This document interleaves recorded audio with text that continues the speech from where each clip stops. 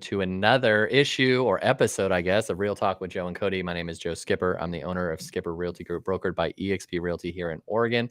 I am with my friend and loan officer, Cody Wilhelm, with Residential Mortgage. Hello, Cody. Joe, how are you today?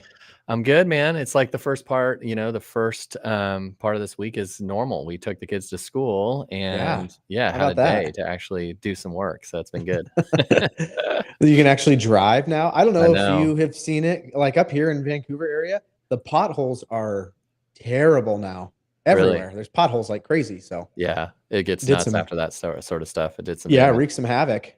Yeah, we still got snow piled up from in our neighborhood for some of the people that, they scraped up the snow and put it in a pile. It's still there, Yeah. still cooking. So Hey, bust out that sled again. nice. Well, you can't. You've got to get a new one. Yeah. Like, Yeah. I'm gonna make one out of metal.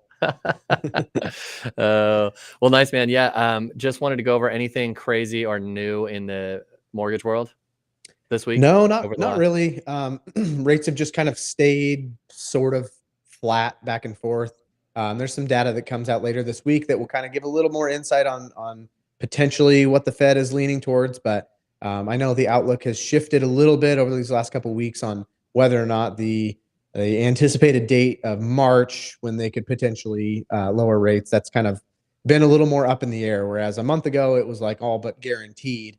And some of the data that's come out has just kind of shown that the economy, the workforce, everything is a little stronger than it was even just a few months ago. So we'll see. Yeah. Yeah, it'll be interesting to see how that goes. In the real estate side of things, it's just been, we're starting to see the days on market increase as we go forward, which isn't into an abnormal range. We're starting to see 30, 45 days, 60 days, 90 days, whereas that was historically, or at least recent history, was like shocking to have a house on the market. It's like, what is wrong with that house if it's been on 3 months? We're starting to see kind of that become the norm. There's obviously certain neighborhoods and certain desirable communities that are like, they go right away. But even just looking for my clients earlier today, you're starting to see a lot more, especially the $800,000-$900,000 homes are sitting on the market for a normal amount of time, at least where I'm Okay. looking, which isn't, again, it's not a worry to me. I think it is kind of buyers or sellers being, starting to panic because they kind of, again, they don't sell a lot. They don't, we normally don't do this stuff that much. And so, you see sellers say, well, my friend sold their house, 6 months ago in a week. And so it's more just kind of letting them know that this is normal. But Okay. yeah, that's what Yeah. I'm seeing. I'm just seeing, not necessarily price decreases unless the seller is super aggressive, and needs to get out, but just more days on market. And I try Okay. to tell people that are selling, like, just start to expect it. It's not, unless you price it super aggressively. Buyers are kind of seeing what you're talking about and seeing that their projection that maybe rates will drop, maybe they won't, maybe, where are they going to go? I think buyers are kind of like, I'm not desperate right now. I want to see what's going to happen here. So Yeah. yeah. How about the overall inventory? Is that increasing or is that still kind of stabilized where it's been for a little while? It has, in Wilsonville, and it fluctuates. In Okay. Wilsonville, it dropped dramatically over the winter time, but now it's going to pick back up. I think this month, I think it picked back up. So it's just, yeah, the trend is more or less normal for this time of season. We're Mm-hmm. expecting that, the inventory is going to pick up. With that, people think, the buyers are going to come in as rates go down. So it's going to be, some people are predicting kind of the similar sort of thing as COVID, just at different rates. Mm. So I don't want to Okay. say that. I don't know if that's going to be the case, but I do think that buyers are anecdotally starting to say, we're getting back in the market. And I think sellers are starting to say, hey, this is, as rates come down, we kind of want to offload it before anything crazy Sure. happens in the election or anything might happen. So Yeah. yeah, you're starting to see, you always have the doomsdayers saying like, okay, the market's going to crash, and or buyers, it's going to be nuts like COVID and you're going to be priced out of your home again, blah, blah, blah. Mm-hmm. We don't know. Really, unfortunately, No. there's no crystal ball to say what buyers are going to do. Right now, they are starting to get into the market again, but they're not going super, we're desperate for these homes. So Mm-hmm. we'll see. Maybe it's just a normal, healthy market. Sure. Well, and I think that Uh, as what we're in continues, it kind of creates more of it being a normal market yeah, and less of the panic or like I'm going to hold off and wait or I need to do this now. for It's sure. kind of all right, this might be what it looks like over the next couple years, gradually changing one way or the other, but overall I think it has become the existing market. So For I sure. think that whether that helps or hurts, it just creates consistency and less of like, oh, I'm going to wait a few more months and see what Yeah. happens because Yeah. nothing has changed. So I know. I know. And yeah, I think you're right. It's leveling out, stabilizing, or I guess stabilizing is more, yeah, so that's I think a good thing. But yeah, hey, I wanted, before we go down our normal rabbit holes of going into random topics and just talking to each other about this stuff, yeah. I have heard recently from a couple of clients about something called recasting, Mm, and mhm, so I've heard a little bit about it. I've seen it done a few times with different clients and various things, and the benefits of it. So if you kind of want to go over that and help explain kind of what recasting is for, and I guess not only what it is, but what opportunities it provides to people that may be jumping from selling to buying, or vice versa. Just what it mhm. can help. So Yeah. So a recast is when you have a large chunk of money and you are applying that towards your mortgage.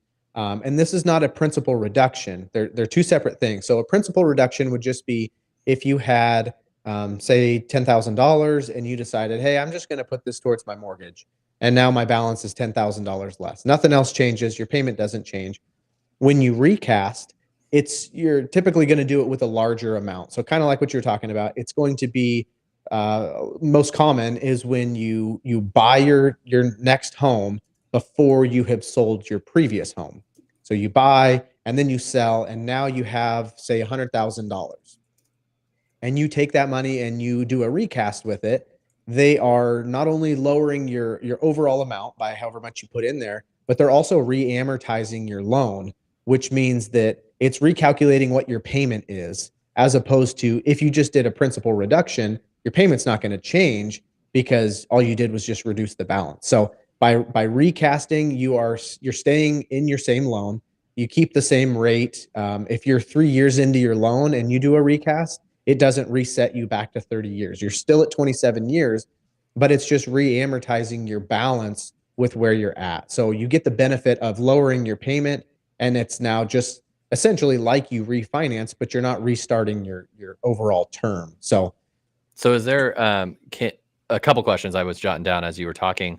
yeah, Is there a payment to recast, or is it literally calling your lender and saying, or the holder of the mortgage, and saying, I want to throw this money at it? there's typically a fee. Usually it's a couple $100 Okay. to do the recast, and you would just most places, and you do want to reach out to whoever holds your loan currently, whoever the servicer is.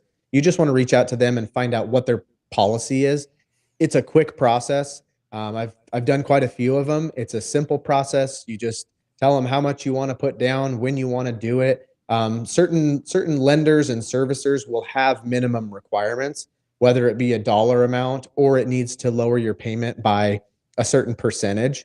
So it's not like you can just do a $5,000 recast. Most servicers will require it to be a larger amount. Okay. Like I said, either a percentage of your loan amount or has to lower your payment by a certain amount too. So, but reach out to them.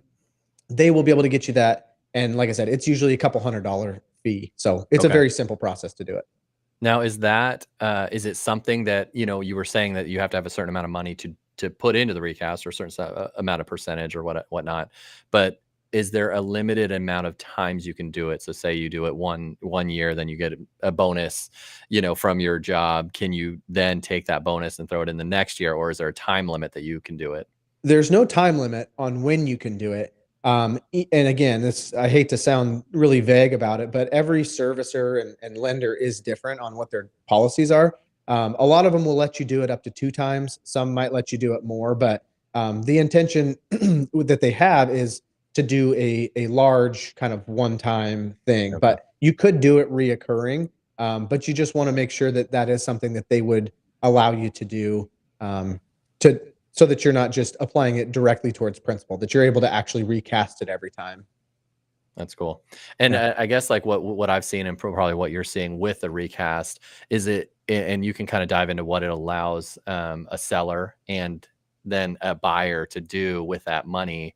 Um, a lot of people, you know, you talk about contingencies, and we have to sell our home to have this or have to do that. There's a lot that this recast could provide another opportunity to say, and correct me if I'm wrong, say you could sell use that profit down the road to to pay off, to recast. So you Yeah. buy a home non-contingent, you still own that current home, you sell that home after you buy, and then recast that extra profit, if that makes sense. Yes. Maybe you Yep. can clarify it, but that's what No, I'm thinking in my head. it does. And the nice thing with it too is, if so say you do that, right? You buy your next place and you just have the minimum down payment, 5%.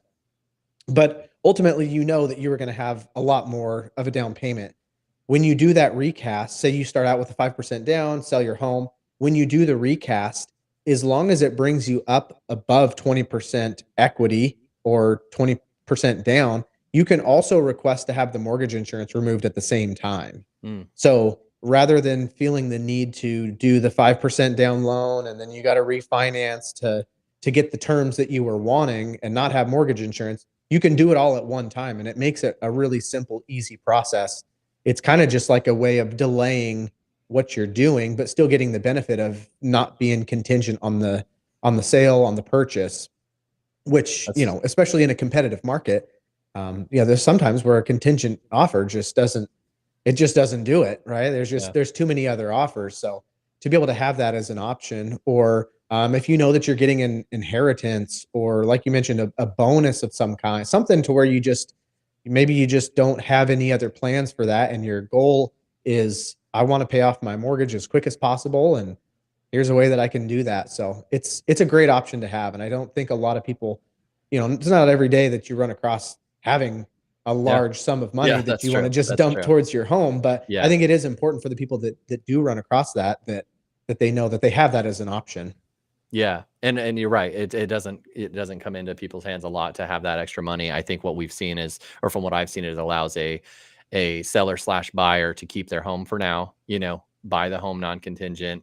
I know it's not the money. You're doing the 5% down, like you said, but once you Mhm. sell and you have that chunk that you were gonna use for a down payment anyways, then you can cast that or recast that onto the mortgage post that. So it kind of puts you in Yep. a better spot as a buyer, allows you to not be contingent on selling and all that sort of stuff. So that's what I've seen it in. I don't know if that's similar to what Mhm. you've seen. Yep, yep. Most of the time that I've seen it, it's been where they can't sell their house in time. Maybe they just don't. I mean, if you can afford it, the convenience is fantastic, because you Yeah. can not have to try to time your sell and buy at the same time, and then you're trying to move all in the matter of 1 week and getting it ready and get out of there. It's like you can buy yourself a month's worth of time to move out of there. Then it just makes it really easy. If you have that Yep. option, it takes a lot of stress out of the buying and selling process. Yeah. Does that uh shoot, I just lost my question. I have like so many questions about this recasting. But anyways, I don't have any more questions because I can't remember, but They're just gone. I know. Yeah, that sounds like a great option. I think that the recasting. So explain just for a minute or so, the difference in recasting. Because say I say, okay, well, I have $70,000. I just want to pay my mortgage. Like Mhm. what's the difference? Like, I know you explained it a little bit, but how does that affect it? And I think with it, it may take us getting into the nitty gritty, but Yeah. I guess kind of explain what those first mortgage payments are, mostly interest. Yes. And so maybe that, if you could kind of help explain that, why the difference is such a big deal than just saying, okay, came into 70,000, I'm just going to throw it at my mortgage. Yeah, I mean, so you have kind of two ways of going about it. The way of just putting that money towards your principal amount. Um, it doesn't change your payment. However, if you continue to make your payments like you have been, you're going to pay it off significantly sooner, right? Say you had $70,000. Well, now your $70,000, that might have been like 6 years or 8 years or 10 years of your loan that you just wiped away at one time. So now, by continuing to make your payments, you're going to pay it off in 20 years. With doing a recast, you're not going to be paying it off any sooner, because by doing what you're doing, you're essentially re-amortizing your loan to where you're not restarting your term at all, but it's also not, because your payment is now lowered based on the amount of what your principal balance is. It's now recalculated to where if you continue to make this payment over the next, say, 27 years, you're already 3 years into your loan, then you're going to pay it off in 27 years, as opposed to just putting the principal amount down. But what I will say is, I think in most situations, when you can get a lower payment, even if you want to continue to make higher payments to it to just pay the Yeah. principal balance down more, it gives you that flexibility on when things get tough, when you know jobs slow down, whatever it might be in life. That having an extra $300-400 a month could really make or break your month. Yeah. Having that ability to have the flexibility and the lower payment by doing the recast, I think it just frees you up a lot. It's kind of similar to a 15-year mortgage versus a 30-year mortgage. Yeah. 15 years are awesome, but if there does come a point when, man, this payment's getting kind of tight, Hmm. being on a 30-year and paying what a 15-year mortgage payment would be, it allows you that opportunity to say, hey, things are kind of tight now. I'm gonna back off paying my mortgage down so fast, and I'm just gonna, pay the minimum balance for a little bit. It really makes a big difference in overall just comfort of your finances. Yeah. But Yeah. the recast, I think the best part about it is you're not having to refinance. It's a couple $100. You're resetting what your payment is now based on your new balance, and Yeah. you're essentially getting the benefit of refinancing, but it doesn't restart your term. Nothing really changes other than just getting it re-amortized. I see. And I Yeah. do remember my question now. Yes. And that is, does every, I know, and I think I know the answer, but is this a standard tool for most, if not all mortgages, or are you talking specific? Is it conventional? Is it FHA? Like, what's the rules with that, if there are any? Yes. I'm glad you said that because I completely forgot to mention that. It is going to be typically for conventional loans only. Um, you could do it with some jumbo loans, some different portfolio loans. Those are going to be kind of specific to whoever it's with, but FHA, VA, and USDA, which are considered government loans, they do not do any type of recasting. Okay. So if you're Okay. in that situation, you may be in a spot where you need to refinance into a conventional loan. And then at that time, if you're doing that, you can apply the funds at the time of refinance, and you're essentially doing the same thing. It's just getting yourself into a position where you can actually do the quote unquote recast at that point. I mean, it wouldn't really be considered a recast if you're changing loans, but you're accomplishing Yeah. the same thing. And Okay. while we're on this, I know it's a little sidebar here, but the same thing kind of goes with mortgage insurance. Like if you have an FHA loan or a USDA loan, the mortgage insurance doesn't go away.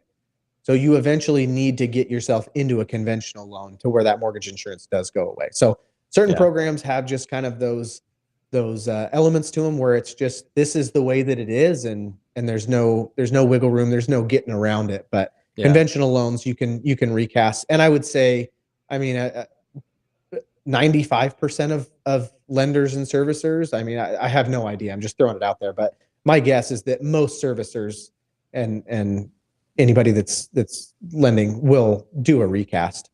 Yeah. Okay. Cool. Yeah. Okay, man. Well, thank you for that. Yeah. Hopefully you have a good week. If you guys, we are going to be meeting, Cody and I are going to be meeting after this to get on with our podcast, which is going to be fun. We've got a couple guests we're going to be interviewing in the next couple days, and then we're going to start Yeah. loading up on podcasts and get them out to you guys. So again, if you guys are interested in being on the podcast, think you have a story to tell, think you have something that might be interesting to other people, or even Cody and I, let us know, give us a call, shoot us a text, and we can get you set up with that. I'm looking forward to it, man. I'm hoping, Same here. looking forward to getting the interviews going and Yeah. starting it off. So if you Hitting don't it with have a anything else, No, hitting it with a bang. Got I got know. 3 good ones tomorrow, and Yeah, just for sure. momentum continues. So it's For exciting. sure. Yeah, we got a lot of people lined up that'll be super interesting people and interesting stories that'll be appealing, I think, to a broad range of people. Just to when you're Hmm. driving or you're doing whatever, listening to podcasts, it might be an interesting story. So, Yep. well, thank Yep. you, man. I will Thank chat you. with you soon and see you all next week. Thanks so Sounds like much. a plan. We'll Okay. see ya. Yeah.